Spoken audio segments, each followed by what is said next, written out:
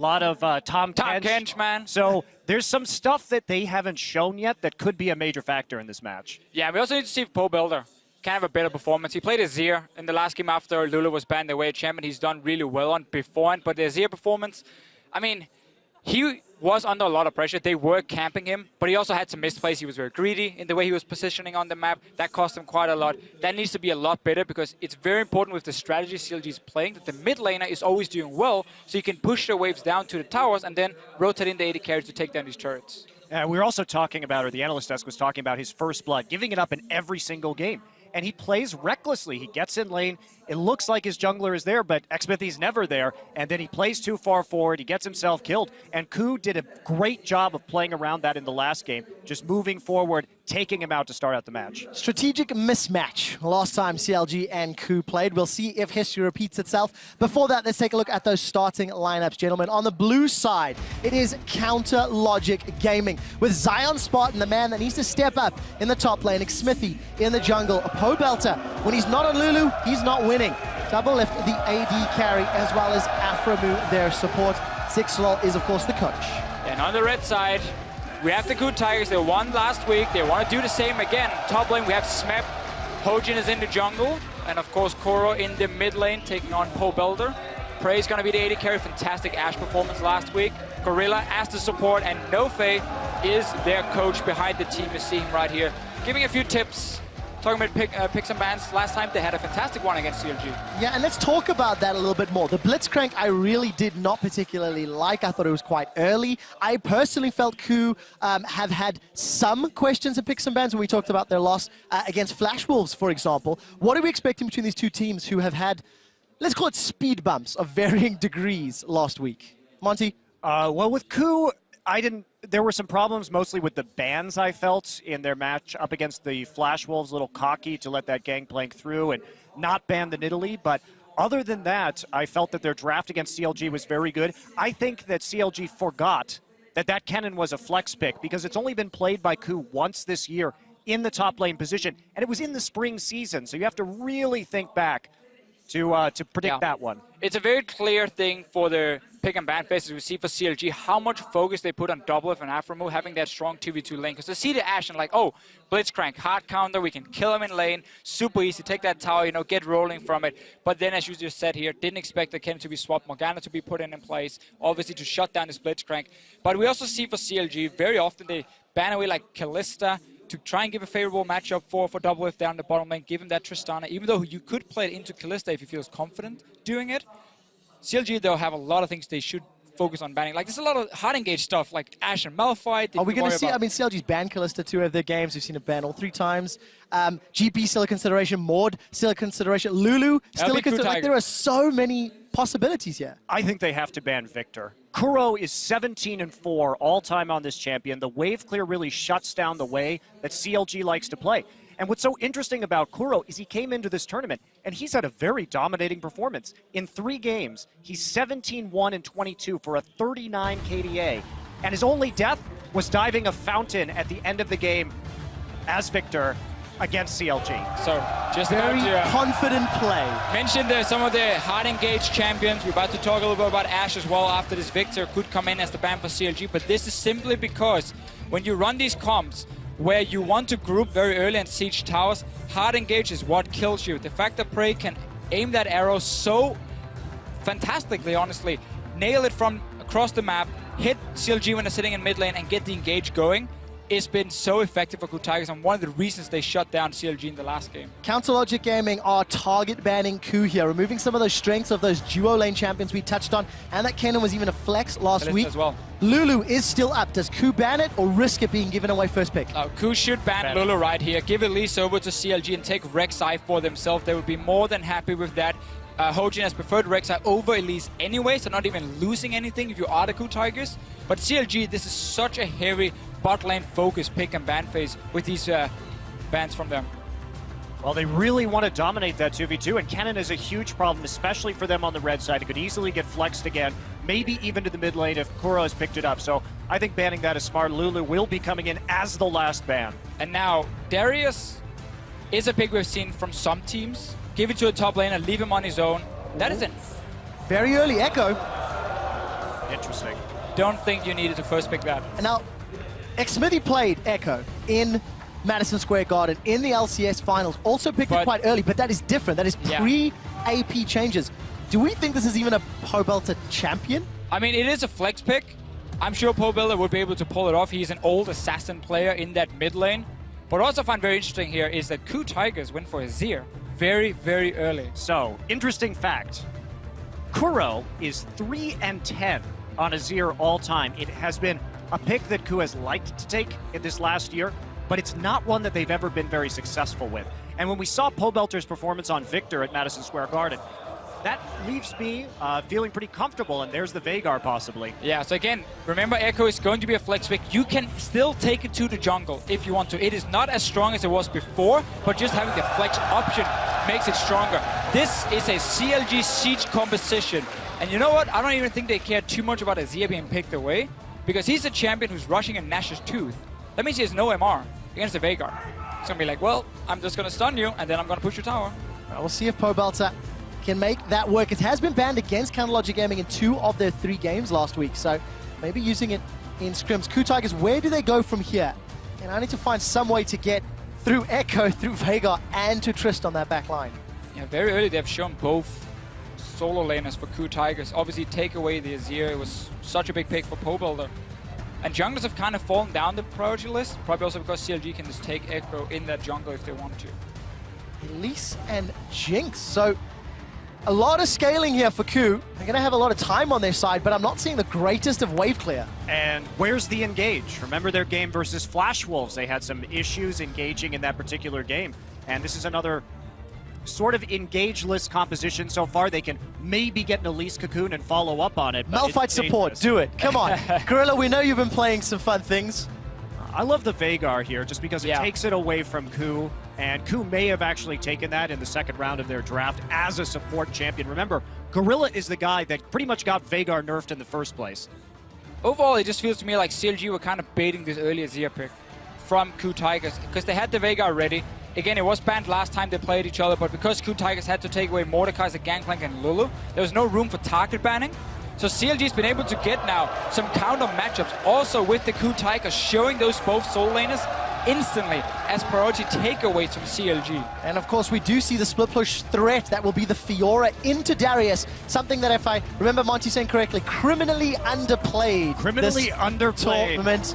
And a great champion to play into the Darius too. Now that does leave Echo in the jungle.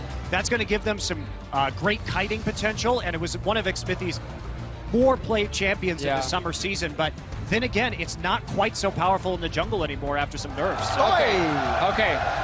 So the reason for the Tahm Kench lock in here is basically you look at a Veigar or you look at a Fiora, obviously very much focused on a single target.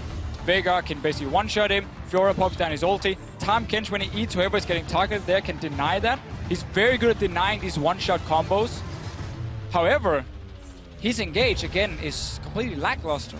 All he has is his ulti, which is so predictable and so easy to run away from. So KOO Tigers are running one of these compositions where if they fall behind, the siege from CLG will take them out.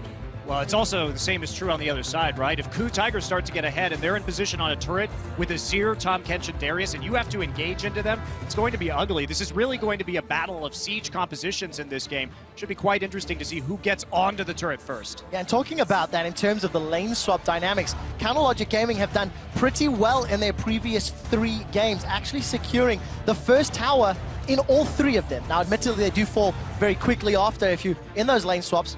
Are we expecting something similar? Do CLG want to go toe-to-toe? Or do they want to try to accelerate that sieging power of their team composition? I mean, CLG can be more than happy taking standard lanes here. You want Fiora into Darius early. You have a Braum Tristana lane, one of the stronger 2v2 lanes in terms of kill pressure, against a Tahm Kench, who's not the strongest laning supporter. Yeah, give them standard lanes. Yeah, absolutely. And I think that it's going to look very good here for CLG. It's just about who can set it up first. So get on Twitter, @LOL Esports, use the hashtag CLG win or hashtag KOO win, and let us know which composition you prefer. Well, the crowd is very excited that you're reminding them of the Twitter vote, Deficio. I mean, it's what I'm here for, right? It is Group A at the 2015 League of Legends World Championships. These are the 2 teams currently sharing first place. Only one of them will have that 3-1 record. Counter Logic Gaming making their way into lane.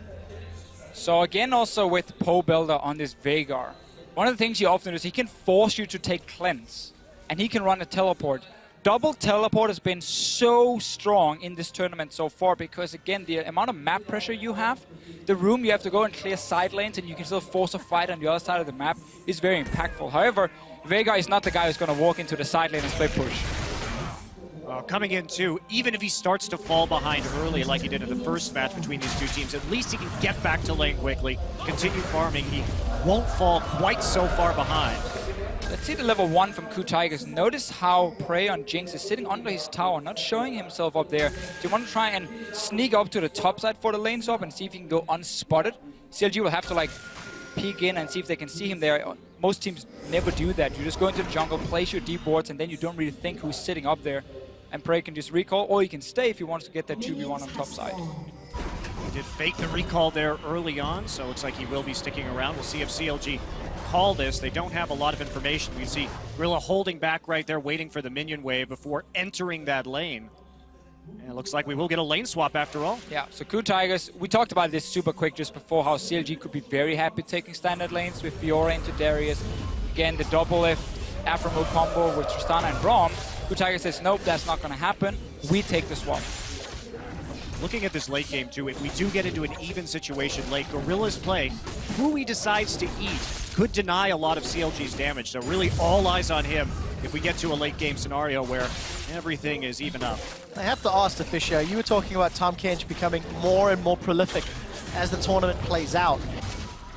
Is it purely to avoid the single target damage, or does Tahm offer some additional strengths that are just not as obvious to his demeanor? I mean, the main thing he does offer is, as you just said yourself, denying, you know, the combo, denying one of your carries getting one-shotted, denying a big AoE ability like a Shockwave maybe, as we saw HQ do last week. That's what he does really well.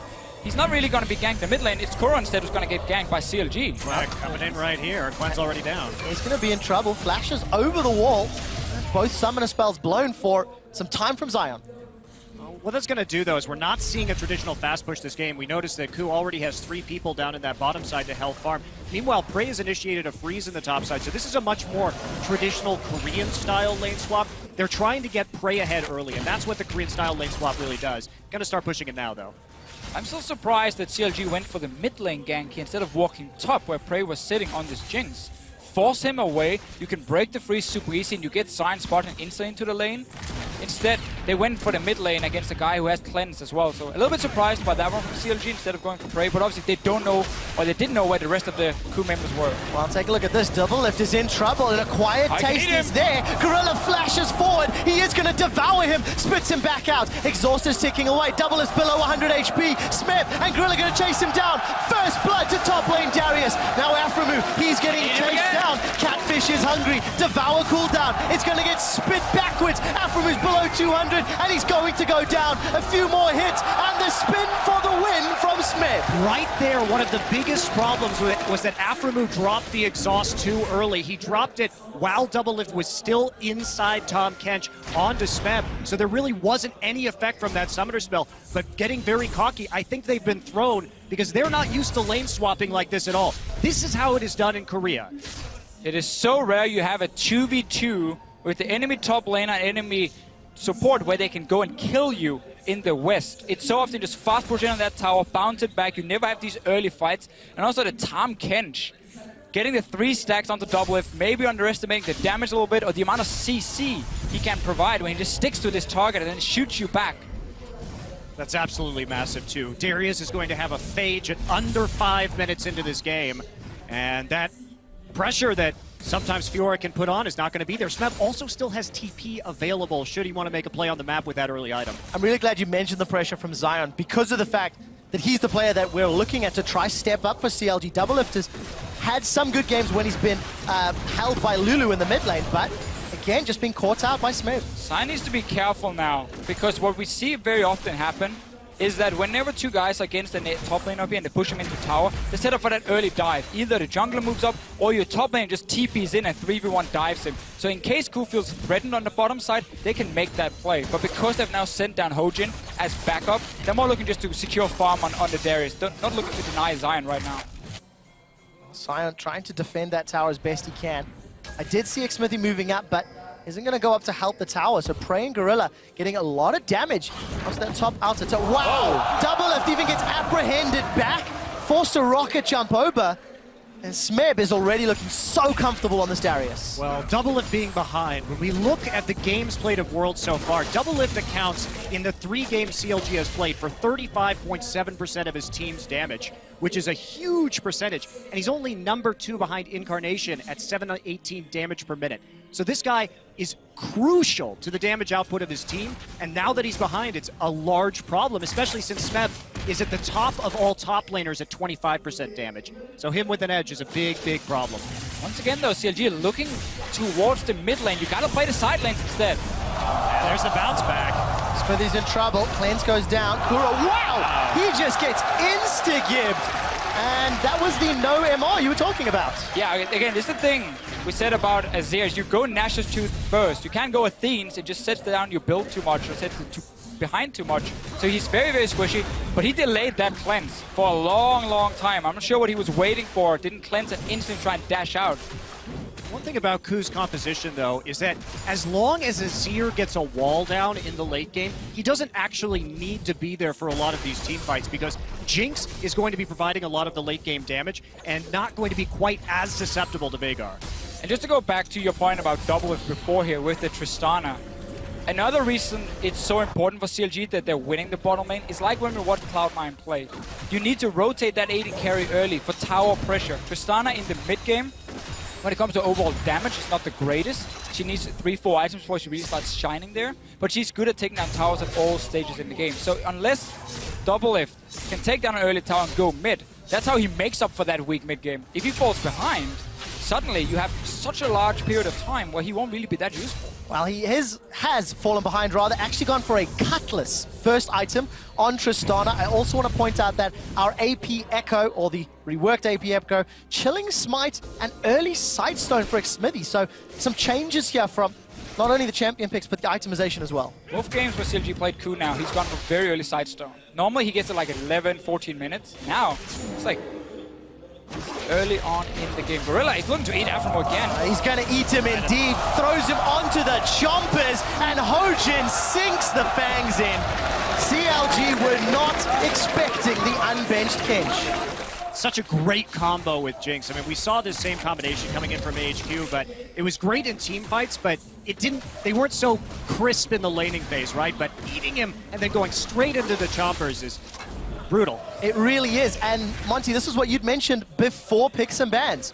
How KOO could demonstrate something unexpected. This is great mastery of the Tahm Kench Darius duo, and then playing around his CC. But CLG is really disrespecting Tahm Kench. Like, there was no backup coming up, Doublelift getting in range, so Aframo could jump to him with his W or anything. No, just like, yeah, let him eat me. Shoots it back into the CC, at least shows up, and very easy for KOO Tigers with all 3 kills. For Gorilla to get in range, get the stacks down, which normally is so difficult on a Tahm Kench, which is so slow. KOO Tigers doing just a wonderful job of chaining objective into objective right now. Take down that bottom turret. They're fine in the top lane. Smeb is just safely farming up. He knows that Xmithy's in his side of the jungle, so he's playing back, playing passively. Xmithy not really having an option here besides getting that red buff. They see him there at the Raptors, immediately go for the dragon. So KOO's starting to snowball in a pretty big way. Really are accelerating ahead as we're getting to that 10-minute mark. Let's see how Doublelift and Afro decide to bounce back. They're down in CS, down in kills and assists. They've lost their tower as well, so it's even unsafe for them to farm. And while all that's going on, Zion now has to deal with a 2-0 Darius up top as well. It's difficult all across the map. So now that CLG is in a position where basically the way to get back in the game, the way to get gold is again by taking down some of these early tier 1 towers. You're gonna need to switch your jungle attention from the top side of the map to the bottom side. So we need them to push it out here with Tristana and Braum, have Xmithy then roam around bottom side, place a few deep wards, and allow Doublelift to get to this tier 1 tower and kill it. So you can then rotate to mid and use Pobuilder's massive stun to create that zone or one-shot someone and Is then that take all? tower. Is that all they've got to do? Yeah, Sufficient. I mean, so it sounds so simple. Also, while you're hoping that CLG does that. The alternative is Jinx, no slouch in terms of pushing down towers herself, so they could always be one tower ahead. And look at that.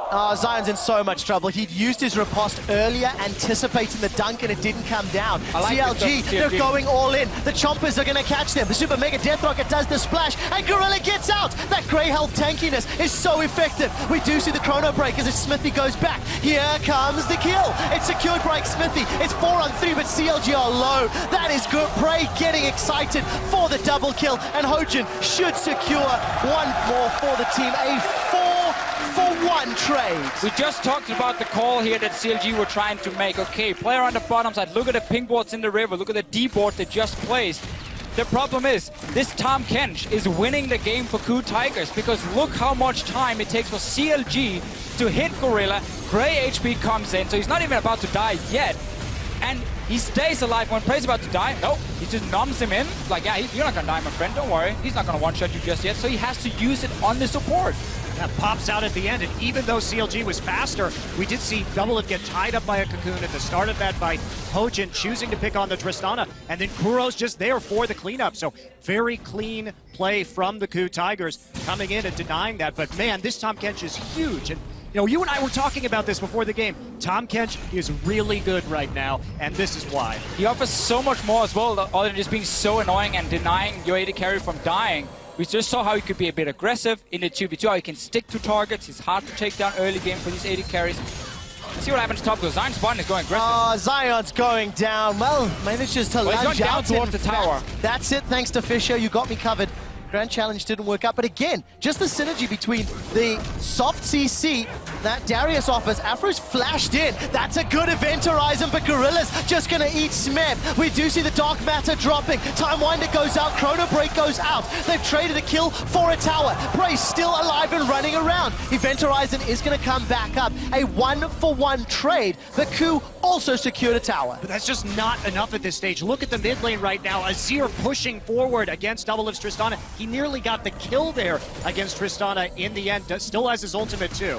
And Tristana's just been set behind also when it comes to damage on towers, not getting that early physical damage by obviously rushing towards an Infinity Edge. He's trying to build more to take down these big tanks like the Tahm Kench, like the Darius, and with the early 2 kills, he didn't have 1,550 gold. The Doublelift is just so far behind and running a sub-optimal build as well for what their composition wants to do. Going to be a very difficult road for CLG. If there is one shining light, Cobalt wave clear on that Vigor, and the strength of Event Horizon could be the only thing that could turn this.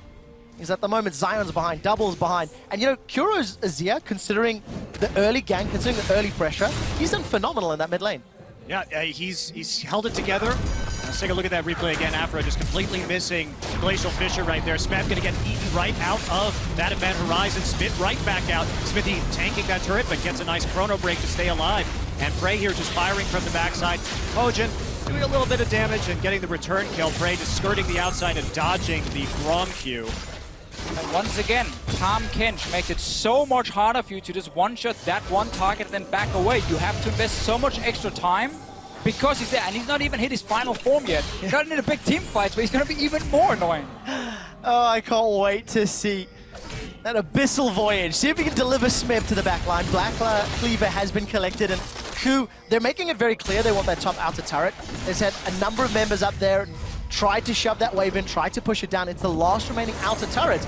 Okay, Abyssal Voyage, that was used defensively. No, it's aggressive, I lied. Event Horizon is down. Prey's in a little bit of trouble. He will get eaten for a few seconds longer and spat out. Smithy's gonna go down before he can Chrono Break out. But Prey gets excited before getting dunked. It's a double kill, make that a triple kill for Smebs. Darius, we just touched on Abyssal Voyage. Gorilla has huge balls to make that play. Prey as well. Absolutely massive. To just go into the front line like that on the Jinx, but they relied on Smeb to clean it up. Didn't matter really that Prey went down because the damage had already done. Got a few rockets in there for the AoE, got his ult up, and then there's Smeb for the cleanup. For everyone at home in solo queue, normally you do not put your AD carry in the middle of the enemy team. That's not how you're supposed to use it. Gorilla though tricking poor Prey, like, oh, it's safe, don't worry, we're just gonna rotate down towards the mid lane. And then, in the middle of the team, Prey and Gorilla arrives. And look at this Event Horizon too, it really doesn't do actually a whole lot over the course of this team fight. Dropped a little bit early and they just come up right in the middle of that circle. Exceptional positioning from Kuro. Emperor's Divide keeps him safe. Soldiers get the damage down. For a man who's historically not been great on this champion, that is phenomenal play. I'm so happy that we finally saw one thing that we missed, I think, in the AHQ game was really good Tom Kenschultz. But it's so powerful when you can use it properly. Very difficult to plan around, to organize with the rest of your team because of the way that it's a little bit delayed, takes some time, isn't truly global. But that was a very good use of it. And the thing, Monty, it enables cross-map rotations. I love Tom Kench. I love it. Kobe's rolling in his grave because it's a straight line, and I believe it's called a translation, was his previous we've been over there. I've been over this with Kobe. We're I've been opening over old this. wounds. We're opening old wounds, gentlemen. Zion Spartan is going to have some backup from Xmithy. Level 10 to the same level 10 of Smith, both relatively low level. However, Kuro in the mid lane, 2 levels over Hobelter. Big, big change. Yeah, but it's only a Tiamat done so far for Zion Spartan. He's very far behind in this matchup. And KOO going to go ahead and take their second dragon. I mean, we're looking at about an 8,000 gold lead here at 16. Oh, that's Tom Kench. Well, here comes Gorilla. The Abyssal Voyage will land. I don't think he's brought any friends to play with. Aframu's now on the front line, and Double Lift his rocket jumped in. Devour goes down onto Smith. Gonna buy enough time for Kuro to arrive. Afro still on the retreat. The Decimate comes out from Smith, and so does the Dunk. Now Pobelter's in trouble. He's trying to get away. Flash is still available. Xmithy and Afro are dealing with the catfish. Gorilla's gonna throw Xmithy onto the chompers, and Prey gets excited. Super Mega Death Rocket was fired a little while ago, and that unbreakable shield will keep Aframu alive for a few seconds longer. 4 members of CLG down for only Smed. I feel like we've seen this before. A guy's getting caught out, Gorilla arrives, buys enough time for the rest of his team to show up. Smith does go down in the end, but doesn't matter because the rest of the KOO Tigers are here. I'm a big Tom Kench fan. This pick is so fantastic if you can play it well as a team. Well, I'm just happy that we get to see it again because we're going to see it a lot, I think, moving forward in this tournament. But just looking at Gorilla's solo queue in Europe, like 50% of his last 20 games are on Tom Kench. Just amazingly spamming that champion so hard in solo queue. And it's great to see it come out. And the Veigar's coming too, I promise you, for Gorilla. I trust you, Monty, on that one. Still, Pig and ban phase, we were looking at the comps, but like, oh, none of these teams can really afford falling behind because like these siege compositions, there's not a whole lot of engage coming in. KOO Tigers just said, you know, from the early game, we're just going to take such a massive advantage, just like last week. Let's look at it. Smep takes the fight against Zion. Gorilla jumps in, and right now it looks good for CLG. It's a massive gang on to the top side. Obviously, Zion is dropping so low because Smep is insanely strong right now. Then we buy time. Yeah, buys the time. Gorilla gets in there to save Smeb, grabs him out at the end, and we're already into another fight right here. CLG pushing forward. Well, we do see Gorilla. He goes forward, throws out the tongue. Beautiful. Double Lift gets apprehended backwards and sunk by a Noxian Guillotine. Kuro's going to clean up Zion Spartan. Not after one riposte, keeps him alive a few seconds longer. CLG get the tower for the loss of 2. Abyssal Voyage comes out, and a decent time winder from Xmithy will get them away. But 2 deaths for that top outer turret. KOO as a team, you know, we talked about coming in. Smeb has 25% of his team's damage, which is the highest of any top laner. It's going to be higher now. Yeah, it's going to be way higher now as 7-2-2. But this is a team that the top 80 carry and mid laner are all within 3% or so of each other. So the balance of damage dealt is incredibly even. So this is one of the reasons why KOO is very difficult to shut down, because if someone starts falling behind, the other members of the team pick it up. They play so well as a unit. They may not have the strongest individual players. I mean, Kuro and Prey have had their ups and downs this season. Smeb has been probably the most reliable player alongside Gorilla, but they know how to play the map. They know how to play as a unit, and that is their strength. I'd say in this Group A, KOO Tigers have some of the strongest players. And that's why they can have these games where, despite not normally being a good early game team, they can punish you so hard if you make mistakes. This game, it all started in the lane swap, where suddenly in the bottom lane, Gorilla and Smeb together gets a 2v0 kill, or 2v2 kill, I guess, onto CLG. They take 2 kills for it, over to Smeb. He gets so far ahead in this game, and then suddenly CLG just start falling apart.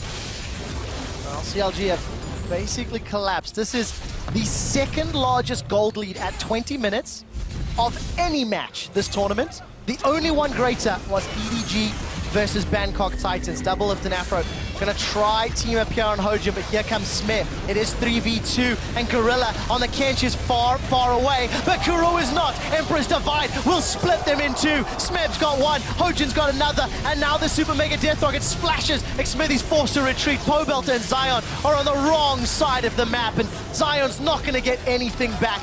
4 for 1. Again!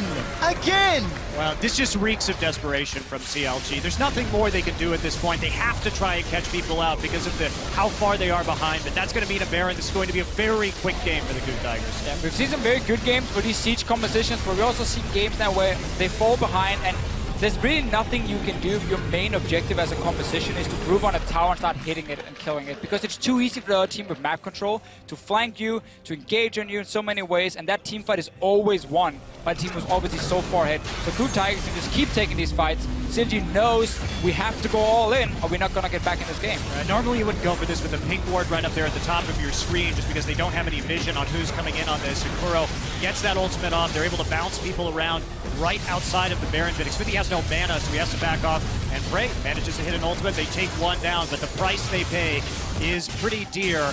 And we see Smeb get enough heal at the end of that fight with his Q just to move on forward and clean it up. Oh, great play with the Baron now. Baron power play enabled.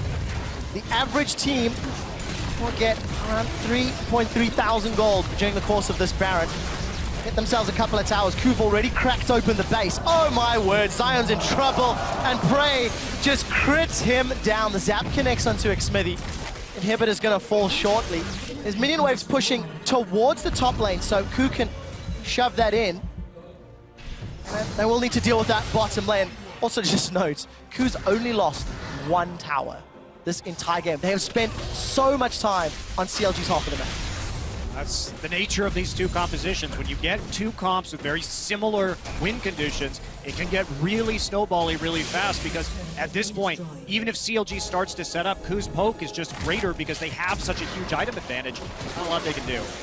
What a message this sends to the rest of the group and the rest of the teams at the World Championships. Seeing how KOO have just dismantled CLG from the very beginning, from the lane swap, it's going to give some more difficulties to the rest of today's picks and bans, let alone the rest of the tournament.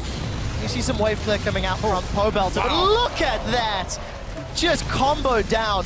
I didn't know KOO's composition could poke that effectively as well. They're going to get another tower. Anything can happen when you're 14k up at 22 minutes. Quick shot. That's fair. That's fair. And you have a Tom Kench. And a Tom Kench. That's it. It was enabled. Right. Teleport coming in for Pobelter. In fact, cancelled. It was just to pull KOO Tigers back. Xmithy's still sitting on the front line, but where is the double of Tongue Lash? Finds Zion. An acquired taste not applied. Decimate spins by Smeb, and Afro's forced to retreat. Zion just gets booted away by Emperor's Divide, and KOO's gonna Shurima shuffle his way in for one.